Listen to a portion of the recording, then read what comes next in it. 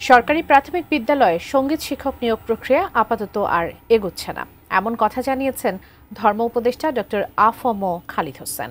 এদিকে হেফাজতে ইসলাম প্রাথমিকে সঙ্গীত শিক্ষক নিয়োগ বিধিমালা বাতিল করে ধর্মীয় শিক্ষক নিয়োগের নতুন বিধিমালা প্রণয়নের দাবি জানিয়েছে। আরিফ জামালের রিপোর্টে বিস্তারিত।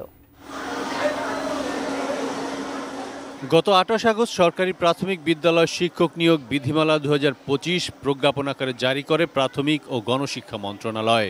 বিধিমালায় সঙ্গীত শিক্ষক নিয়োগের বিষয়টি অন্তর্ভুক্ত করা হয়, যা নিয়ে আপত্তি তোলে হেফাজতে ইসলাম সহ বিভিন্ন ইসলামী দল ও সংগঠন। সোমবার এ নিয়ে রাজধানীর ঢাকা রিপোর্টার্স ইউনিটিতে এক সংবাদ সম্মেলনে হেফাজতে ইসলাম বাংলাদেশের পক্ষ থেকে বলা হয়, ধর্মপ্রাণ অভিভাবকদের মতামত না নিয়ে মুসলমান শিক্ষার্থীদের প্রাথমিক শিক্ষায় গান বাদ্য চাপিয়ে দেওয়া হয়েছে। বিজলি কেবলসের স্কিন কোটেড ইনসুলেশন আগুন প্রতিরোধী। বিজলি কেবলস, নিরাপদ আজীবন। হেফাজতে ইসলাম এই পদক্ষেপকে ষড়যন্ত্রমূলক ও ইসলাম বিরোধী পদক্ষেপ বলে মনে করে। অনতিবিলম্বে সঙ্গীত শিক্ষক নিয়োগের বিধিমালা বাতিল করে সকল প্রাথমিক শিক্ষা প্রতিষ্ঠানে ধর্মীয় শিক্ষক নিয়োগের বিধিমালা জারি করতে হবে। শুধু হেফাজতে ইসলাম নয়, শুধু উলামায়ে কেরাম নয়, বাংলাদেশের আম তৌহিদি জনতা গান বাজনার শিক্ষক চায় না।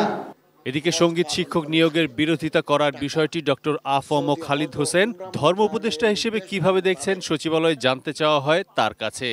বিষয়টি তার মন্ত্রণালয় সংশ্লিষ্ট না হলেও উপদেষ্টা জানান, এ নিয়ে প্রাথমিক ও গণশিক্ষা উপদেষ্টার সাথে কথা বলেছেন তিনি।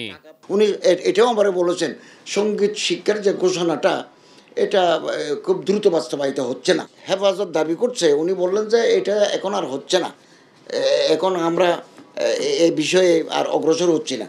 প্রাথমিক ও গণশিক্ষা উপদেষ্টাকে প্রাথমিকে সঙ্গীত শিক্ষক নিয়োগ বাতিল ও ধর্মীয় শিক্ষক নিয়োগের দাবি প্রসঙ্গে হেফাজতে ইসলাম সহ আলেম ওলামাদের সাথে কথা বলতে পরামর্শ দিয়েছেন ধর্ম উপদেষ্টা।